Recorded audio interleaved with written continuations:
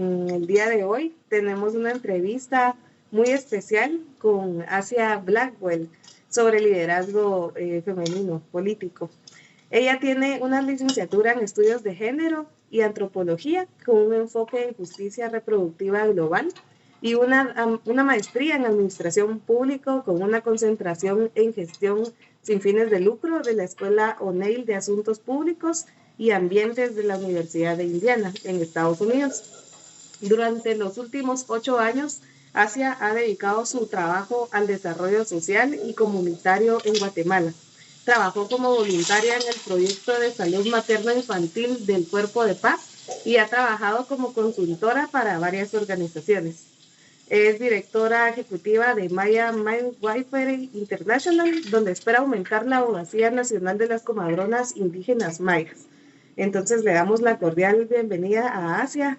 Mucho gusto y qué bueno que estés acá con nosotros compartiendo. Muchas gracias.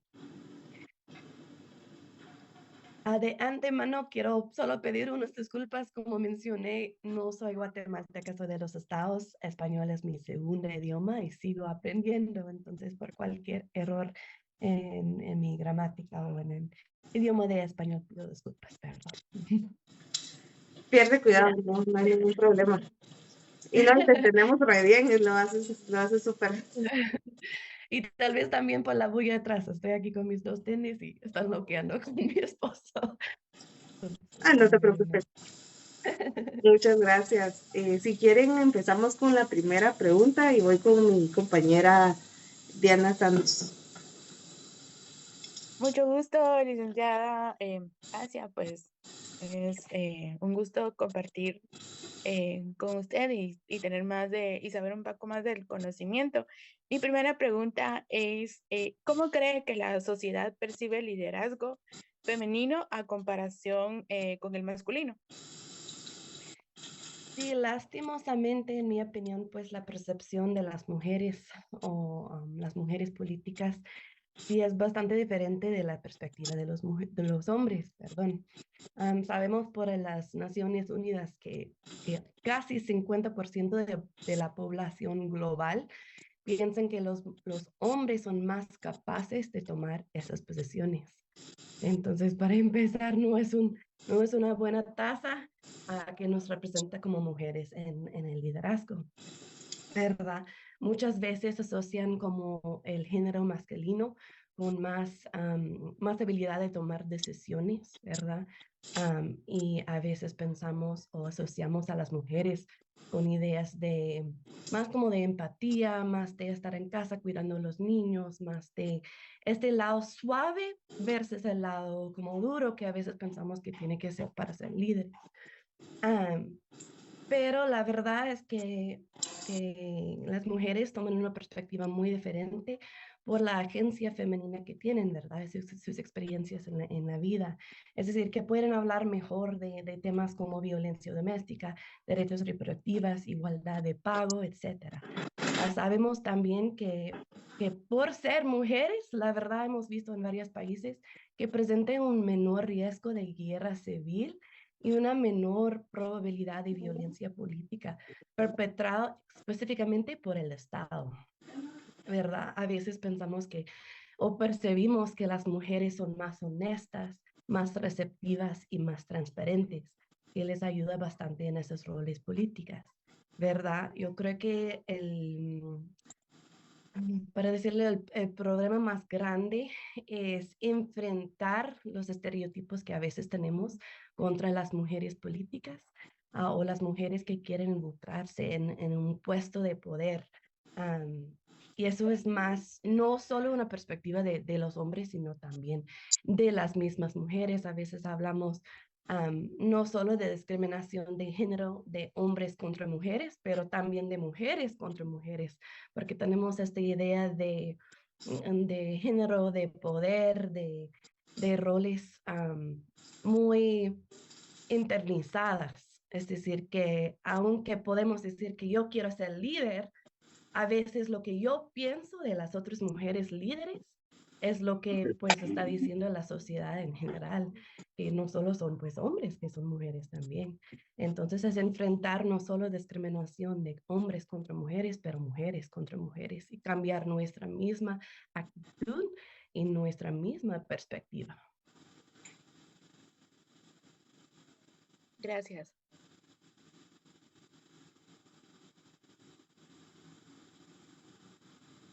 Ahora mi compañera. Gracias, Janita. Muchas gracias, Asia.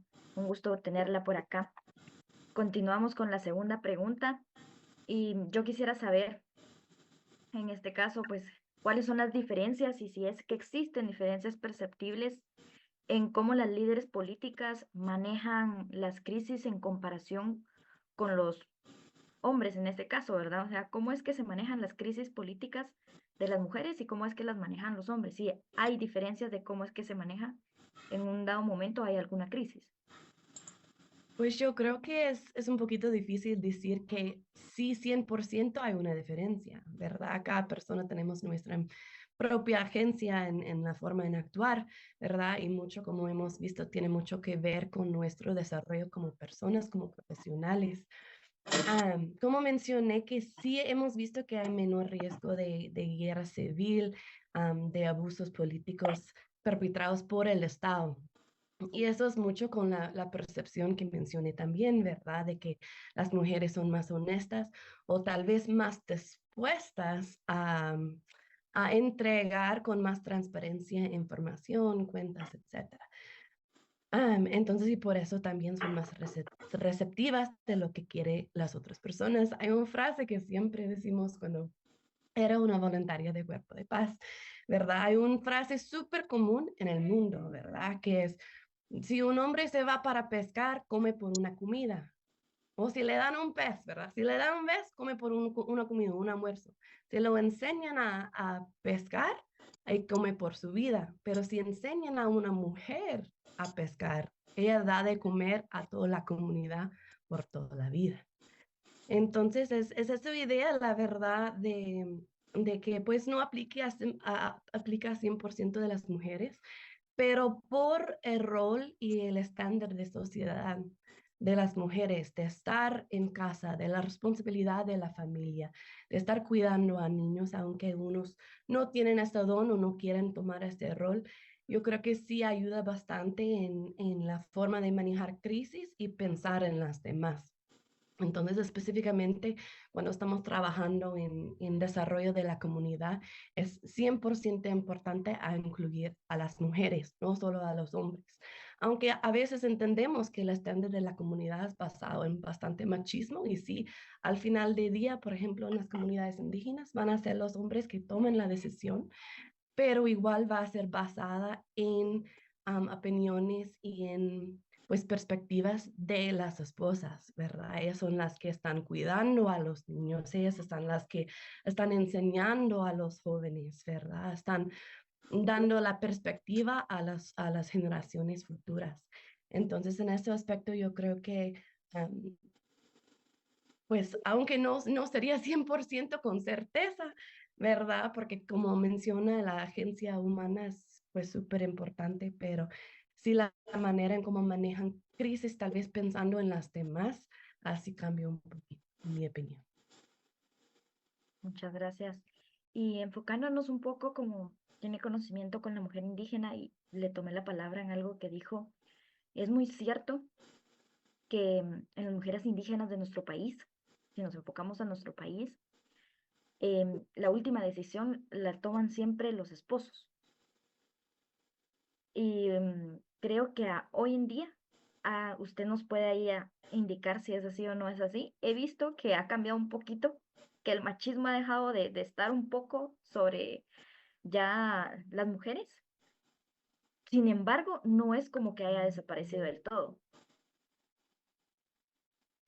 Sí, es cierto. Yo creo que mucho de esto es las prácticas que tenemos con las mujeres ahora, ¿verdad? Para intentar involucrarlas. Yo creo que mucho de esas prácticas y esas conversaciones tienen que tomar en cuenta no solo aspectos de cultura de machismo, sino otros aspectos de la cultura indígena maya. Es decir, que cuando estamos intentando involucrar a la mujer o que la mujer indígena tiene una voz más alta en temas políticas, vemos a veces su sociedad propia de pueblos indígenas. Es decir, que sí existen en la cultura maya mujeres con este rol de lideresas. Y, por ejemplo, uno de ellas es la comadrona indígena maya. Ella sí tiene bastante poder en su comunidad y la habilidad a hablar no solo con las mamás, no solo con las embarazadas, sino con los esposos y con las suegras, que también tienen bastante influencia aquí en la cultura guatemalteca. ¿Verdad? Entonces es no solo,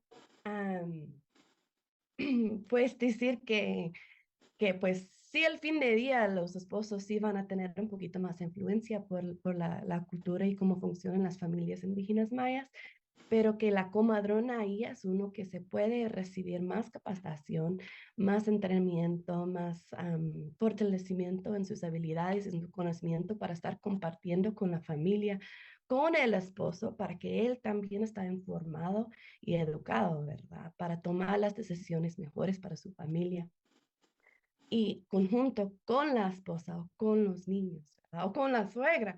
Como mencioné, ella también tiene bastante poder y generalmente es el lado que impacta más al esposo o a veces está mucho de acuerdo con el rol del esposo. Pero en esta situación sí es ver no solo el machismo de la comunidad, pero ver dónde más a esas como ya posiciones o puestos de liderazgo ya incorporadas en la sociedad que sí son aceptadas. Y una de ellas sí es la comadre. Muchas gracias, Asia. Continuamos entonces. ¿Qué tal? Buenos días. Yo escuchando la plática y la experiencia que usted tiene al trabajar con mujeres empoderadas, pues yo me he generado esta pregunta. ¿Usted considera que la igualdad de género puede generar mujeres empoderadas o definitivamente no tiene que ver nada la igualdad de género al generar una mujer al ser empoderada? Pues en mi opinión, yo creo que absolutamente que sí. Hay otra frase que decimos que mujeres empoderadas empoderan otras mujeres, ¿verdad? Entonces, por su posición, por su representación en puestos de liderazgo, pues yo creo que sí están influenciando bastante a otras señoritas, otras mujeres jóvenes para tomar roles similares. Hablamos muchísimo de representación, ¿verdad? Si yo no veo a alguien que parece a mí, en política, en diferentes puestos de poder, tomando este rol empoderada, ¿cómo voy a poder imaginarme a mí en estos mismos puestos, verdad? Siempre ser la primera es lo más difícil, pero si tenemos un ejemplo para seguir, pues sí nos da un poquito más valentía tal vez sería para seguir adelante y intentar replicar, ¿verdad? Yo creo que ahorita por tener un vicepresidente mujer nuevamente en Guatemala por segunda vez en la historia, sí va a tener un impacto bastante grande aquí en Guatemala para la incorporación de las mujeres en la política. Pero yo creo que no solo es, ¿cómo lo podría decir? No solo es la incorporación de un tipo de mujer, si lo puedo decir así, es decir, que muchas veces en los estudios de género hablamos de interseccionalidad. ¿Qué significa interseccionalidad? Significa que todos venimos de diferentes lados, ¿verdad? Aunque yo soy mujer, aunque Karen aquí con nosotros es mujer, ¿quién más tenemos? Perdón, Diana y Londi, todos pues identificamos como mujeres aquí en esta práctica, pero venimos de diferentes caminos de vida, ¿verdad? Entonces, por ejemplo, para decir, si yo tomo una posición o un puesto política, pues tal vez no aquí en Guatemala, pero en los estados, yo represento un experiencia de vida de una mujer blanca, ¿verdad? De parte de los estados. Eso es decir que sí puedo intentar abogar para las demás, pero mi perspectiva siempre va a ser un poquito diferente. Es decir, que yo tal vez no soy la persona correcta para hablar por todos, por todas, ¿verdad? Es decir, que mm, las puedo levantar también y sus propias voces, pero siempre es importante tomar en cuenta que cada una viene de diferente lado. Es decir, que por etnicidad, por color de piel, por idioma, por clase económica, etcétera, ¿verdad? Entonces, eso es lo que hemos visto y hemos visto bastante críticas también del feminismo, empezando en los 60 en los estados, porque al principio fue un movimiento básicamente de mujeres blancas. Entonces, no tomaron en cuenta la perspectiva o la experiencia de las mujeres negras o mujeres de color en los estados. Por eso ya intentamos saber mujeres empoderadas, por supuesto, pero de diferentes intersecciones que representan diferentes caminos de vida. Pero yo creo que 100%, pues sí empoderan a otras mujeres, ¿verdad? Pero sería, por ejemplo, aquí en Guatemala tenemos una población de casi 50% de personas indígenas. Entonces, si siempre tenemos, pues, unas mujeres, porque digo uno, porque solo son 13% del gobierno que representan mujeres ahorita, y pensamos que son menos de 15% de personas indígenas también incorporadas en el gobierno. Y pues este 15% también incluyen los hombres. Entonces, si la población es 50% indígena, pero las mujeres, que solo son unos 500 mujeres de 400, 500 aproximadamente, ¿verdad? ¿Dónde voy a ver a alguien que parece a mí si soy una niña indígena que quiere tal vez, que tengo un sueño de estar en el gobierno de Guatemala, pero no veo a nadie que parece a mí? Nadie. ¿Verdad? Entonces eso es una intersección que sí, en mi opinión, deberían tomar más en cuenta aquí en Guatemala. No solo la incorporación de mujeres empoderadas, pero mujeres empoderadas indígenas, garífunas, mayas, xincas, ¿verdad? Que representan las diferentes poblaciones. Y la verdad, tomar en cuenta que debemos estar basando esos números y esa incorporación en la población y los porcentajes que tenemos aquí en Guatemala, ¿verdad? Más de 50% mujeres en Guatemala, más de 50% mujeres en el gobierno, ¿verdad? En mi opinión, y tomar en cuenta para que tenemos la representación con las intersecciones, para que pues las voces de cada persona pueden ser representadas. Correcto, yo creo que así sería la verdadera inclusión, que así como el porcentaje de mujeres en Guatemala es tan alto, así mismo debería reflejarse en el gobierno y en estos puestos de gobernanza. Y yo creo que sí, la verdadera inclusión debería ser esta también con los pueblos indígenas bastante y bien representados en estos puestos de trabajo. Aún así, tenemos una otra pregunta que va enfocada hacia los principales obstáculos que enfrentan las mujeres, siempre hablando de liderazgo político. ¿Cuál sería algún obstáculo del por qué tal vez, como tú mencionabas, estas niñas dicen no hay nadie que me represente, se ve más difícil a un cierto punto de vista poder llegar por no ver alguna representación de estos pueblos? ¿Cuáles serían los principales obstáculos que enfrentan las mujeres en el liderazgo político? Sí, pues yo creo que hay varias, y yo creo que pues tomando en cuenta igual la interseccionalidad, diferentes grupos de mujeres experimentan diferentes tipos de discriminación o estas barreras que dices, ¿verdad? Pues primero es que sabemos que las mujeres siempre tienen que hacer más o demostrar más para recibir la misma percepción que un hombre. ¿Va? Es decir, que un hombre y una mujer pueden estar haciendo exactamente lo mismo, pero siempre van a aplaudar un poquito más alto para el hombre. Igual en errores, por ejemplo, a veces disculpamos un poquito más a los hombres que a las mujeres o criticamos, aunque Así podría es. ser el mismo error, pues ocupamos un poquito más a la mujer. Entonces eso es uno que ella siempre tiene que estar trabajando.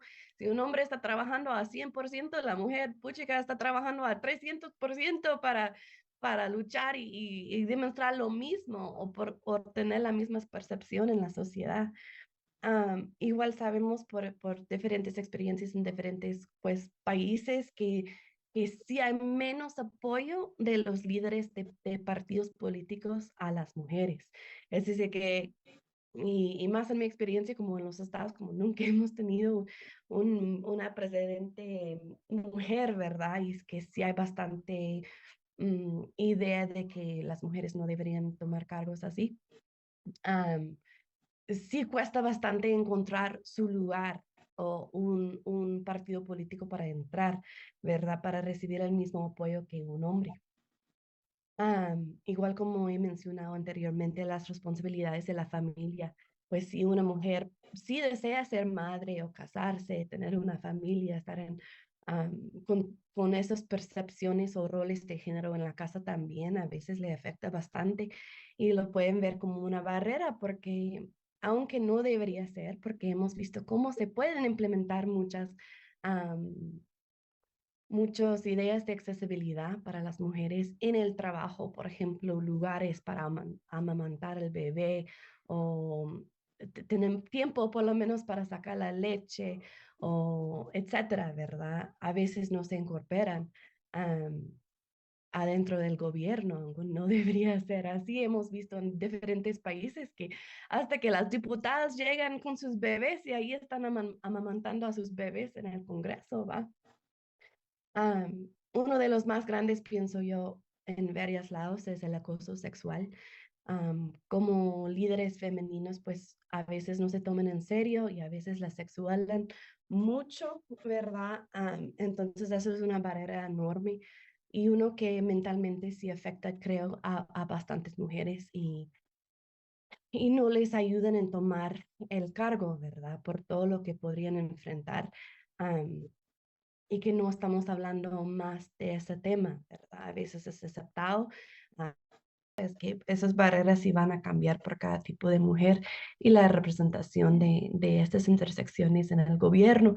Por ejemplo, si estamos hablando de representación de mujeres indígenas en la política, ¿verdad? Ahí tenemos que empezar a pensar, por ejemplo, en oportunidades de educación que no se presenten aquí en Guatemala. Si sabemos que un 27%, algo así, de la población de Guatemala tiene su licenciatura de la universidad, solo 27%. Y si analizamos esta estadística, ¿verdad? Que vemos la cantidad de personas indígenas que son graduadas de la universidad. Y aparte de eso, las mujeres indígenas, yo creo que estamos hablando de solo 1% de mujeres indígenas que pueden seguir después del sexto grado, ¿verdad? Entonces, en cargos políticas que pues decimos que requisitos sí son estudios y conocimiento, a dónde hay espacio para esas mujeres. Entonces, eso es una barrera bastante grande, que pues sí viene del mismo gobierno en tener la política que sí apoya. Yo vivía 2 años en el departamento de Quiché, en un pueblito, donde ni había un básico, ¿verdad? Entonces, para estudiar y seguir con el básico, uno tenía que viajar 1 hora y media en microbús para ir al cabecera, ¿verdad? De Santa Cruz. Y eso pues es casi imposible para las familias de bajos recursos. ¿Cómo se puede pagar este pasaje todos los días? Además, comida, etcétera, ¿verdad? Para seguir estudiando. Entonces, con diferentes poblaciones, diferentes intersecciones de mujeres, sí estamos enfrentando bastante más barreras.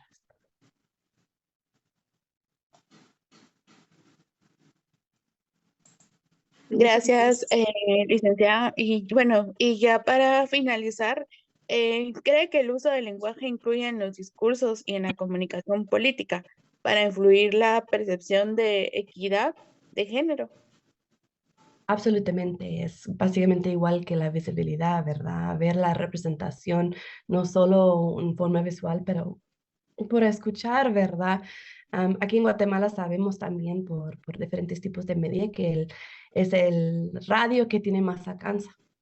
Entonces, si no estamos hablando también con representación, con lenguaje incluyente, nuevamente no solo de género o de sexo, pero también incluyendo a diferentes intersecciones en esta práctica, pues por supuesto no van a pensar que tienen una oportunidad ni estarían pues recibidas en esos puestos, ¿verdad? Entonces yo creo que 100% es importante tener ese lenguaje incluyente, ¿verdad? Hablando de género, de sexo, de etnicidades, de diferentes razas, de lo que sea, ¿verdad? Para que todos se sienten incorporados no ofendidas, que estamos intentando a mitigar esas prácticas que sí ofenden a la gente y pues tal vez uno tiene las ganas de intentar a meterse a estudiar política, pero por una práctica que escucha que tal vez no las incluye o las discrimina en alguna manera, se quiten esas ganas, ¿verdad? Entonces yo creo que sí es importante a tener la representación, a incluir a todas y a todos, ¿va? Ah, para que siguen y siguen con sus sueños, que las que quieren, pues, que sigan adelante con este sueño, pero las que tal vez ni lo han pensado, ya tienen la oportunidad a pensar que, puchica, yo nunca me imaginé en un puesto político, pero ya me parece que es posible y yo puedo lograr este otro sueño, ¿va? Correcto. Y mira qué importante es este tema del lenguaje incluyente que se puede referir a, por ejemplo, yo quería mencionar algo que decía la presidenta de México, ¿verdad? Que fue, es una mujer la que fue electa y ella decía que sí era necesario decir presidenta y no quedarnos con lo de presidente, porque decía que lo que no se puede mencionar o lo que no nombramos no existe. Entonces, en este aspecto es que es muy importante poder hacer mención y usar palabras que puedan abarcar, ¿verdad? Y representar muy bien a las mujeres y no quedarnos solo con este lenguaje de antes, que sabemos que también el lenguaje va evolucionando conforme el tiempo. Y por eso es que ahora podemos, con estas palabras, poder incluir a las mujeres. Para muchas personas tal vez no es importante el decir, presidente, pero es mujer, no importa, digámosle presidente, pero no, realmente cuando las mujeres han tenido esta opresión por tanto tiempo, es muy importante ya poder decir, sí existe una mujer presidenta y en otros muchos puestos también. Interesante. La verdad, solo para compartir, yo he escuchado el opuesto de esa palabra. Así. En decir que no es necesario ponerlo en femenino. ¿Por qué? Porque usamos otras palabras como inteligente, Correcto. ¿verdad? Y no tenemos que definir qué género es. Entonces es como una palabra ya que existe en una forma non-binario. Entonces, interesante, pero Sí, me encantó pues tu análisis de esta palabra. Y sí cambia, yo lo que entiendo yo, o lo que me cuesta un poquito más en español es porque todo tiene un género, ¿va? sí, Entonces en correcto. inglés permite un poquito hablar en una forma no binario, pero aquí en Correcto. Guatemala, pues cualquier país que se habla español es Español. bastante más difícil porque cada palabra viene ya con su género marcado, entonces están viendo si utilizamos un X, si usamos como la La arroba. arroba, si usamos un E, ¿qué usamos para intentar a incluir a todos y a todas? Va, es bastante complejo. Sí, es bastante complejo, pero en este aspecto, el que yo te comentaba, de las palabras y poder ya decir, ¿verdad?, que existe ya este cargo, ya las mujeres lo podemos lograr, pues sí es muy importante, es un logro muy importante y que, como lo mencionan, ¿verdad?, que el lenguaje también evoluciona y es por eso que se adaptan a estas palabras para que se pueda tener esa percepción y esa representación. Entonces, te agradecemos mucho por tu tiempo, por haber compartido con nosotros.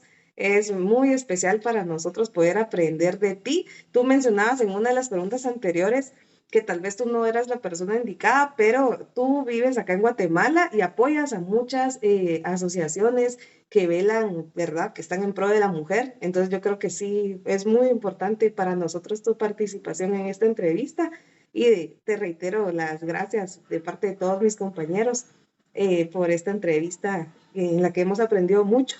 Mil gracias. Gracias a ustedes por darme el tiempo. Fue un gusto estar aquí con ustedes esta mañana. Muchas gracias. Entonces, nos despedimos, chicos. Gracias Muchas por la gracias, oportunidad. Asia. Un placer Ya. conocerla. Feliz día. Buen día. Feliz día. Chao. Buen día, se cuida.